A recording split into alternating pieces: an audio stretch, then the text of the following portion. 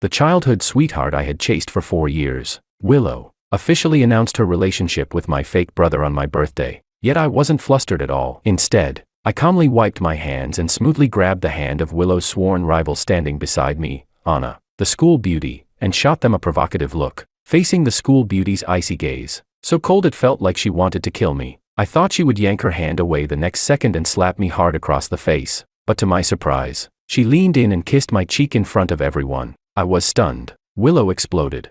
Chapter 1. George, are you crazy?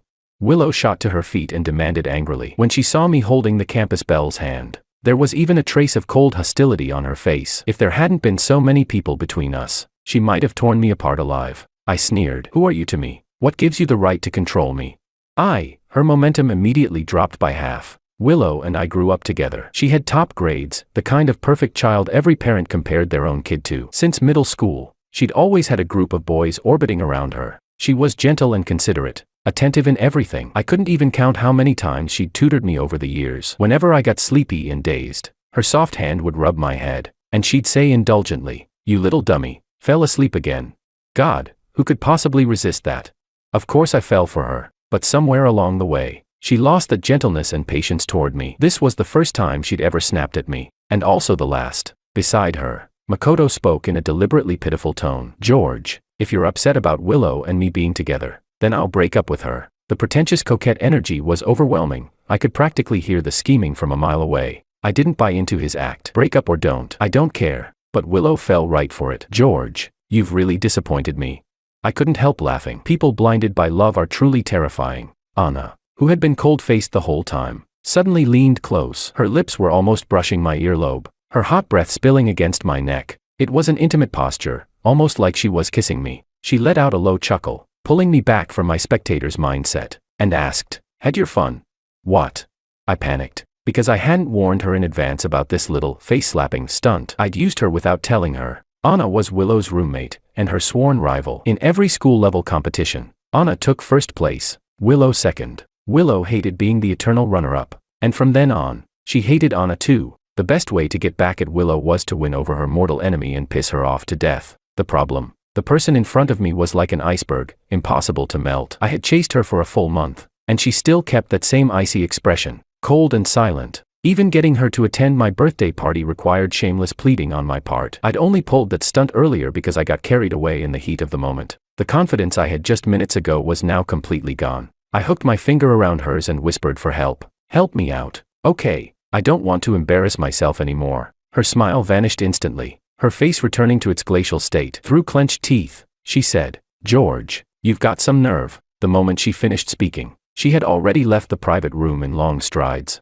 It felt like an invisible hand was tearing at my heart, dull, throbbing pain. For the next 2 weeks, I didn't go looking for Anna. I didn't even dare send her a single apology message on WeChat. Thanks to Makoto's embellishments, rumors spread like wildfire across the academy. I had pursued the campus belle and been dumped instead. The confession wall was flooded with anonymous posts targeting me. Plenty of people mocked me as a toad lusting after a swan. In their eyes, daring to pursue the campus belle was a capital offense. Was I a toad lusting after a swan? I don't know. But I did have selfish motives for pursuing her. A month before my birthday, I had already caught Willow and Makoto acting intimate, fingers intertwined, faces glowing with sweetness. The air was thick with that nauseating smell of romance. In that moment, I felt utterly ridiculous. It's not that she didn't understand, she just didn't like you. And Makoto, knowing full well that I liked Willow, didn't even bother hiding it. With a few small tricks, he reeled her in. I wanted revenge. I'd planned to humiliate them badly on my birthday. But I lost completely at the very first step.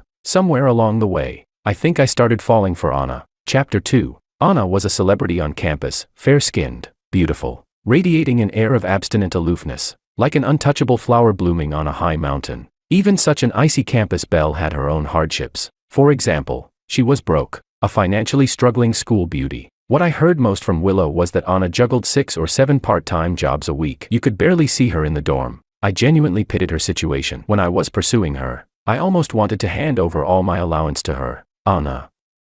Anna. I hugged a bottle of liquor and muttered her name, regretting what I'd done that day. If I hadn't acted on impulse, I'd probably have already won her over. The more I thought about it, the more miserable I felt. I burst into tears. Maybe I could have even kissed her by now. A voice, cold as ice shards, suddenly rang out. "Who do you want to kiss?"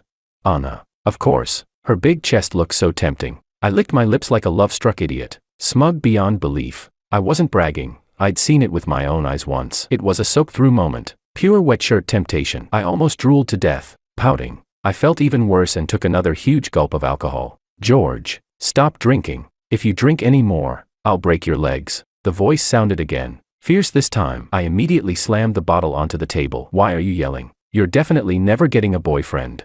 I blinked at her. Delicate nose. Red lips. Deep-set eyes. Even her lazy, impatient expression was stunning. My friend hadn't lied to me. It was just, why do you look exactly like Anna? I muttered under my breath. The next second, the woman's face darkened dangerously, with her slender, pale hand gripping the back of my neck. She dragged me out of the bar as easily as hauling a chick. I thought to myself, this beauty sure is meddlesome. She pinned me against a wall, looking at me as if I were an absolute idiot. Look carefully. Do you know who I am? The alcohol hit fast. I patted her cheek and grinned. A gorgeous beauty. Want to add each other on WeChat? Before she could respond, I had already pulled up my QR code and held my phone in front of her. Her eyes turned vicious. George. Present. I held up my phone and thought she was way too fierce. Afraid she might actually break my legs, I quickly withdrew it. Fine. Don't add me then. Early the next morning, I was jolted awake by a barrage of phone calls. My head was splitting with pain. Eyes closed, I answered. My eardrums nearly burst from the other end's frantic voice. George, you finally picked up. Where did you run off to last night? I shot upright in bed, rubbing my temples and looking around. The room was entirely white, minimalist, cold, expensive. A dangerous thought popped into my mind. This decorating style felt very Anna. Oh no, don't tell me. Was this about to turn into some melodramatic, drunken boy loses his virginity cliché? My eyelids twitched violently. I'm a terrible drunk. I black out easily, but the alcohol I had last night wasn't strong enough for that. Fragments of memory flashed through my mind. The embarrassment nearly paralyzed me. How did I even dare? Flirting with Anna like that. I vaguely brushed my friend off. I'm at a friend's place. Don't worry. What friend do you even? Before they could start prying, I hung up first. My clothes were completely intact, which, to my slight disappointment, meant that lost my virginity fantasy was purely in my imagination. I rolled wildly on the bed in excitement. Ah!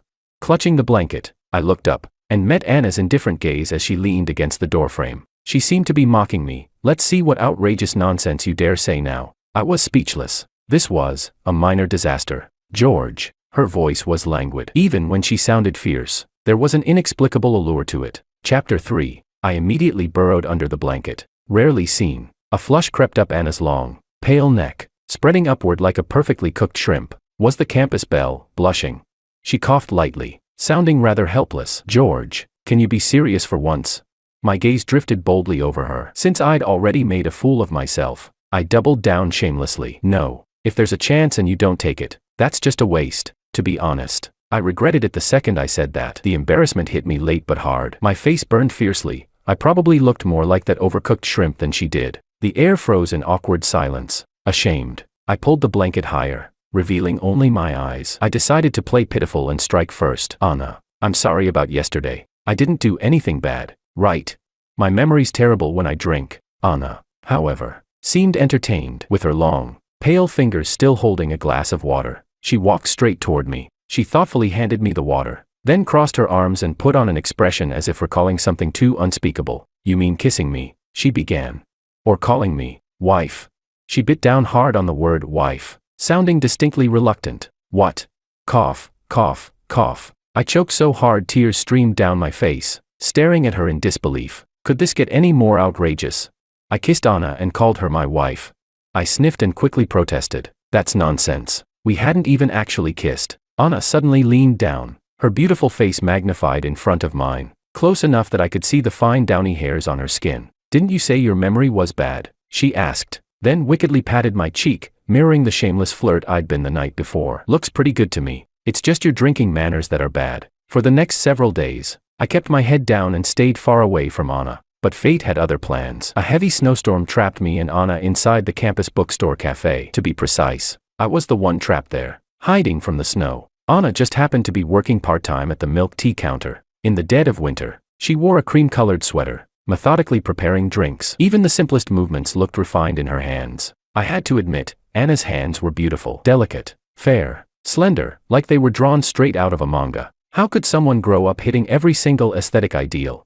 Baka Yarrow. Take her down. Need anything? A calm voice interrupted my thoughts. I curved my eyes in a smile and ordered a taro boba milk tea. No taro. No milk tea. Anna's fingers tapped swiftly on the ordering screen. When she came back to herself, the air pressure around her had clearly dropped. George, are you always this casual with everyone? I was genuinely helpless. I just wanted to crack a joke. How did that make me seem easygoing in a bad way? With a good attitude, I obediently apologized. Sorry, I'll treat you to dinner to make it up to you. Okay. No time. Then a movie.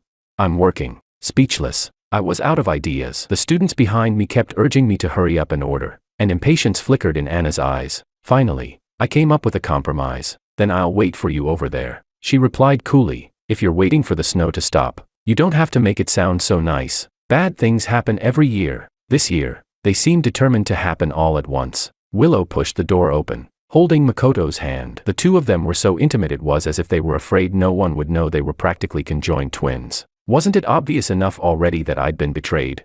Since the fallout last time, this was the first time I'd seen them again. The smug gleam in Makoto's eyes, like Willow was some priceless treasure he had to guard tightly, was impossible to miss. Chapter 4. But I knew Makoto was only interested on a whim. Since high school, the girls around him had changed one after another. Probably because Willow and I hadn't attended the same high school. She knew nothing about his romantic history. When the clock struck 6, I didn't spare them a single glance. I walked straight to the counter. Before I could even speak, Makoto had already climbed onto his self-righteous moral high ground to condemn me. George, I know you resent us, but there's still such a thing as first come, first served when ordering. Yeah, exactly. The other guys nearby suddenly chimed in. Was this never going to end? Do people think I'm an idiot just because I don't lose my temper? Makoto, don't call my name. It disgusts me. Understand? What do you mean resent? Anyone who steals a friend's girlfriend deserves to be struck by lightning. I should be thanking you for taking that trash woman off my hands. Every trash can needs a matching lid. The moment I finished, I felt completely refreshed. All the pent-up frustration from the past 2 weeks finally poured out. Willow stepped out from behind Makoto, her face filled with utter disappointment. George, you've really disappointed me. If Uncle and Auntie knew you were with her, lowering yourself like this, they'd be devastated. I burst out laughing. My parents had always disapproved of how close I was to Willow. If I could actually make Anna my girlfriend, they'd probably wake up laughing from their dreams. The atmosphere was deadlocked when Anna suddenly snapped at Willow and Makoto. Order or get out. Damn, my wife is stunning. What I didn't expect was that Willow went running to my mom and dad with a complaint. That very night on my way back, my parents were already video calling to check in. George, although your mother and I don't really like Willow, that doesn't mean you need to find someone whose circumstances are this modest. Dad was already being very tactful. I looked at the dark silhouette ahead in the snowy night and smiled. Dad, she gets great grades and she's beautiful. My dad is just as much of a face enthusiast as I am. The moment he heard beautiful top student, he switched sides immediately. Well, then there's no harm in trying to date. Mom quickly snatched the phone back. It's true that love doesn't have to depend on family background, but Willow said she works several part-time jobs a month. Her conditions really aren't good. Mom doesn't really approve of you two being together. I'm an only child, doted on by both sides of the family. I know they mean well, but I still couldn't help arguing back. It's not like she'll always be in this situation. Mom fell silent for a moment before asking, "What's her name?" Anna. Mom, you're not allowed to threaten her. I'm the one who likes her. She doesn't like me. On the screen, Mom looked thoughtful. Dad seized back control and spoke gently, laying down his stance as head of the family. Son, go give it a try. Step 1 to pursuing the campus belle, morning and night greetings, and keeping her company during her part-time shifts. The next day after team training, I rushed straight to the milk tea shop, only to find out Anna had been fired. Someone had filed a complaint against her. She was now working part-time at a bar. I was filled with regret. If it hadn't been for me last night, she wouldn't have made that mistake. Near the south gate of B University was a street lined with bars, nicknamed Degenerate Street, frequented by rich kids indulging in nightlife. By the time I got there, Anna was already drunk. Her long legs stretched lazily, her whole body reclined in the booth. 2 buttons of her shirt were undone, revealing slightly flushed skin and delicate collarbones, an unmistakable air of temptation. I walked over carefully and hooked my finger around her little finger hanging by her side. Anna, She narrowed her eyes, her voice heavy with exhaustion. She responded once and then went quiet again. I never properly apologized for what happened before. I'm sorry. And yesterday I caused you to lose another part-time job. I secretly glanced at her closed eyes, leaned in closer, and couldn't help touching her cheek. I think I've fallen for you. The contact instantly sobered her. She grabbed my hand, her voice low and husky. You'll support me. I will. she replied. Liar. Chapter 5. She tightened her grip, her gaze fierce. George, how many times have you lied to me? I can't even count. So many times. The sorrow and helplessness on Anna's face pierced straight through me. But if I searched my conscience, I had never hurt her that many times. Could it be some emotional debt I'd racked up in the past?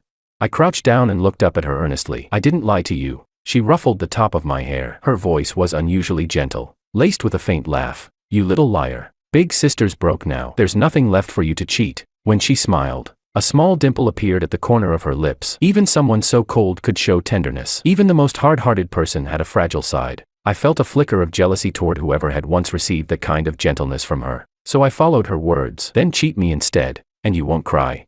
Cry about what? I'd do it willingly. Like coaxing a child, I gently tempted her. Be my girlfriend. Okay, your life would be much easier that way. Girlfriend. She let out a low laugh. Don't like Willow anymore. Aren't 4 years of chasing her a waste? I hadn't expected the campus belle to enjoy gossip too. A waste my, MMPH. My eyes flew wide as her face pressed down onto mine. The strong taste of alcohol flooded into my mouth. It felt overwhelming. So this was what kissing felt like. I don't know how long it lasted. She finally pulled away, breathing unevenly, gripping the back of my neck. Following Willow around all day only taught you to talk dirty nonsense. She scolded, frustrated. She had kissed me so thoroughly I felt dizzy. And strangely, she wasn't wrong. I used to be a pure-hearted gentleman. I forced out a bitter smile. But you won't agree to me. You won't teach me either. Fine. Fine. I'll teach you. Just stop looking so miserable. Seizing the opportunity, I pushed further. Then be my girlfriend. I will. Ha. Knew I could win her over. When I woke up again, I realized I had been hugging Anna like a body pillow. I was doomed. I can't sleep without holding onto something. After the bar closed last night, I didn't have my ID with me, so I had brought Anna back to my off-campus apartment. Later, I stayed beside her to take care of her. Somehow, I must have crawled onto the bed and clung to her like a koala. Carefully, I loosened my arms around her, breathing shallowly as I slowly wriggled away. Just when I was almost free, Anna suddenly opened her eyes and scared me half to death. Then, by accident, I touched something I definitely shouldn't have. Anna let out a muffled sound, her expression turning unnatural. George.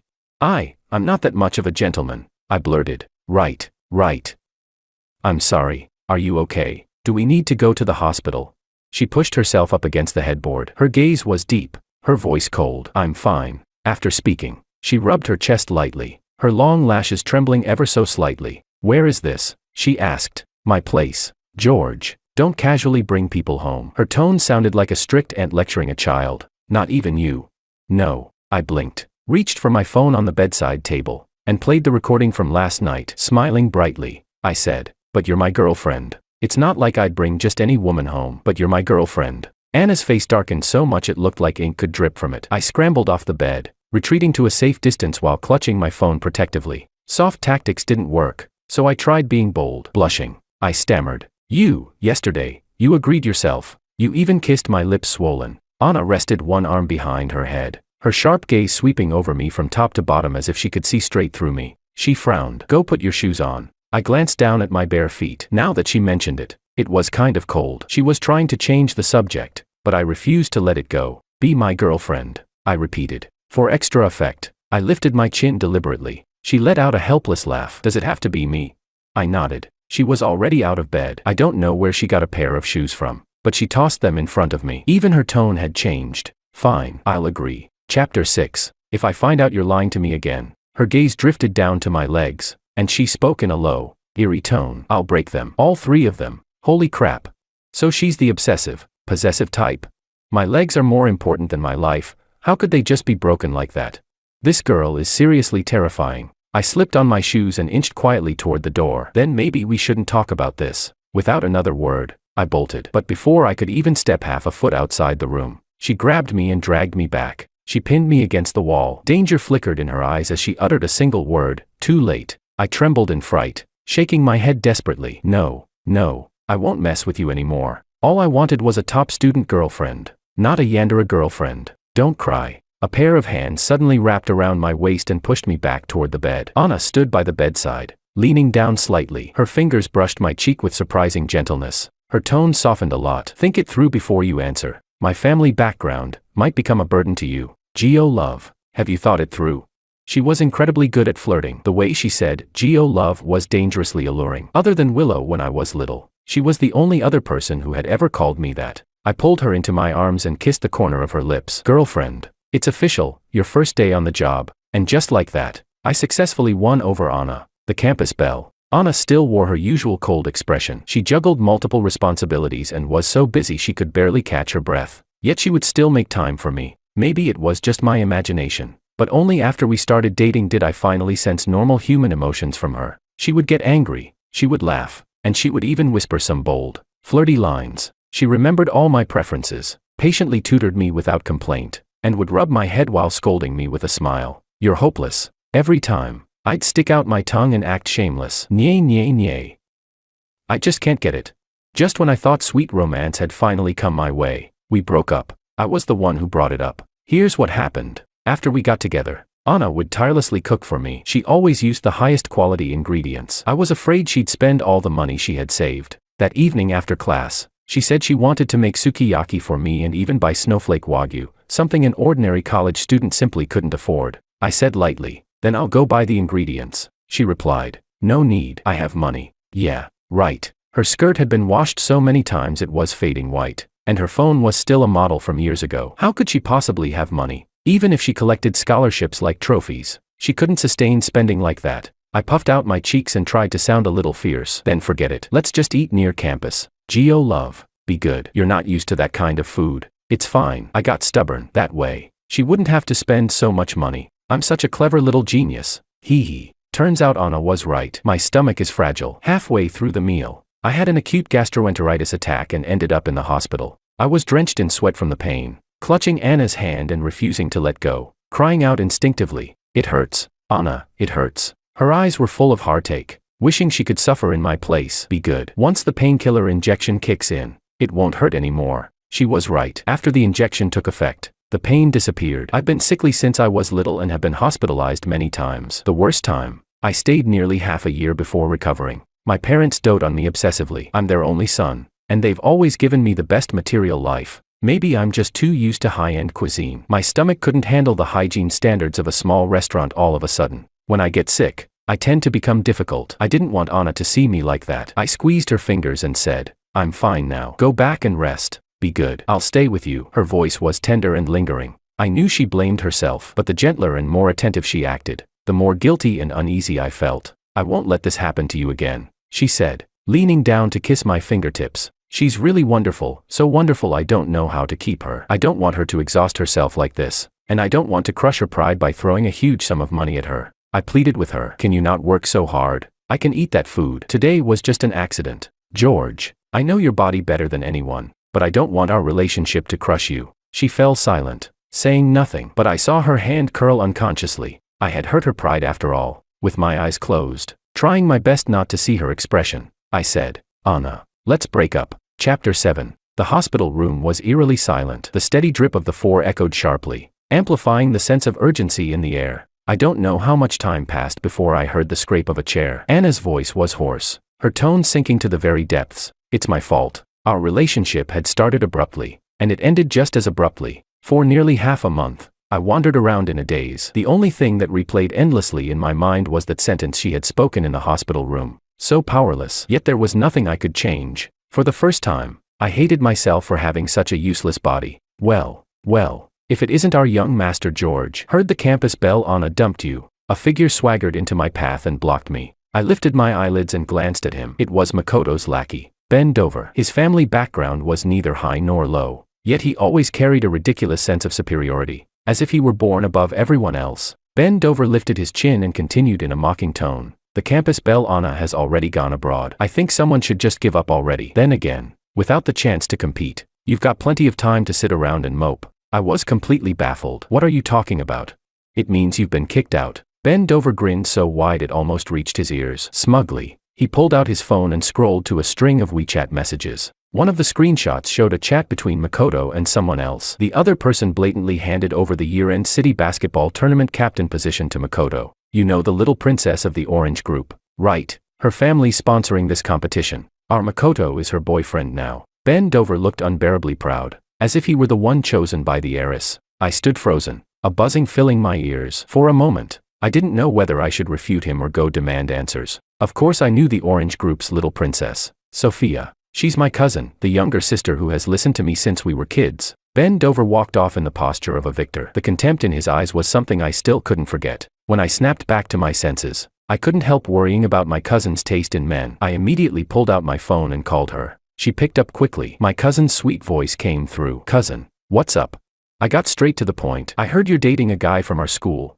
"Ah, yeah." She paused for a moment, laughter laced in her voice. "He's on the school team too. You two probably know each other." My heart sank halfway to the ground. My cousin was clearly head over heels for Makoto. Of course. A guy who had been single from birth to adulthood versus a player who treats love like a game. Total defeat. Speechless, I said. "Sophia, do you know that the tournament spot your little boyfriend took was originally mine?"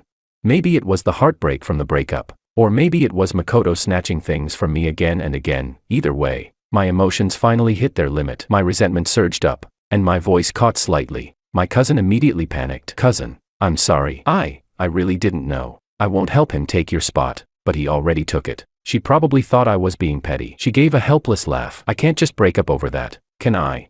There was no way I was going to let her sink deeper into love-struck stupidity and fall into Makoto's trap. I deliberately stammered. "He has a girlfriend. It's Willow." The other end of the line went completely silent. I knew my cousin understood what I meant. That very night, Makoto confronted me downstairs in the dormitory building. All pretenses torn away, he was furious, practically roaring at me. "George, I broke up with Willow a long damn time ago. How did you get my girlfriend's contact information? She dumped me." "Happy now?" "Of course I'm happy. My cousin is such a good girl. How could I let someone like you ruin her?" A crowd had already gathered around us, watching the spectacle. People were starting to whisper and point. Chapter 8. I deliberately raised my voice and shot back. "You getting dumped has nothing to do with me. You were with Willow just last month. And now you've already broken up and moved on to the little princess of the Orange Group." "Makoto, should I say you're impressive, or really impressive?" Watching the tide turn and Makoto's face grow paler by the second, my mood suddenly lifted. I actually didn't know at first. If you want to blame someone, blame your good buddy. I deliberately dragged out the last words, smiling innocently. "Ben Dover," he told me. Makoto's eyes burned with fury. He stiffly turned his head toward Ben Dover. "You told her?" Ben Dover panicked immediately, scrambling to deny it. Not me, Makoto." The two of them argued for a long time, even digging up old grudges. I found it boring and turned to leave. Makoto suddenly called out to me. He stared at me without blinking and mouthed the words, "I won't let you off." I didn't take his threat seriously. I was the captain of the school basketball team, and the sponsor was the Orange Group. I didn't believe he could pull off anything major. But on the actual day of the match, I learned just how vicious a person could be. Makoto had bribed one of my teammates. At the moment I jumped for a shot, that teammate deliberately rammed into me, throwing off my center of gravity and sending me crashing hard to the ground. The arena descended into chaos. The coach and the team started arguing, pushing blame back and forth. Not a single person cared about how I was doing. A piercing pain shot through my ankle, and in that moment, I missed Anna more than anything. Was she being chased by lots of guys abroad? Was she still juggling multiple jobs every day just to get by? I don't know how much time passed before someone finally helped me to the back to rest. The buzzing of arguments still rang in my ears. No one could calm down long enough to deal with the real problem. Enough.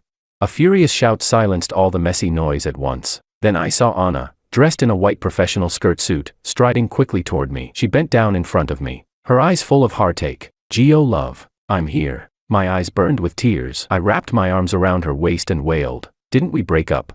You already went abroad, why did you come back?" She rubbed my head gently, her voice so tender it almost felt unreal. "Silly, who said we broke up?" My head felt foggy. If she hadn't contacted me for half a month, wasn't that basically a silent breakup? I voiced my confusion. She took a handkerchief out of her pocket and wiped the sweat from my forehead while explaining, "I had some matters to deal with overseas. Let's get you to the hospital first." After saying that, she helped me into a black Maybach and directly instructed the driver in front to head to the hospital. From the examination, to the results, to being admitted into a VIP ward, I remained in a dazed state the entire time. When did Anna become this wealthy? Could it be? A terrible thought crept into my mind. Had Anna been kept by some rich foreign tycoon?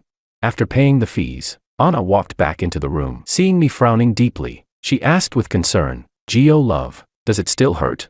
I gave her a meaningful look. Everything she was wearing was clearly custom haute couture. I took a deep breath, forcing myself to accept what I thought was the truth. In a muffled voice, I asked, "Anna, are you already with someone else?" She looked utterly confused and sat down by the bed, asking if there was anywhere else I felt unwell. No, just my heart feels a little unwell. Chapter 9. The moment she heard that, she immediately panicked. I stopped her and said slowly, "Are you with someone else? How did you suddenly become so rich? I can give you that much money too." She froze when she heard that. The expression on her face stiffened instantly. It was almost frightening. I regretted it immediately. She had already used what I thought was, kept by a sugar daddy, money to pay for my treatment. And I was still stabbing her right in the heart. "I'm sore." Before I could finish apologizing, her warm lips pressed against mine. One hand held the back of my head as she kissed me, fierce, yet restrained. When the kiss ended, she let out an exasperated laugh. "You think I'm being kept by someone?" I nodded. My lips still stung from where she'd bitten them. "You're hopeless. How can you be such a little idiot?" "Huh?" She called me a little idiot. And then it clicked. She wasn't being kept by anyone. I instantly brightened. "So you're still my girlfriend?" She shot me a look full of disdain. "My boyfriend clearly injured his leg. Why does it feel like he injured his brain instead?" I was speechless. She hadn't changed at all, still as sharp-tongued as ever. I was about to ask more when my phone suddenly rang. I glanced at the screen. It was my mom. She must have heard about what happened tonight. As soon as I picked up, her anxious voice came through. "Son, where are you? Is it serious?"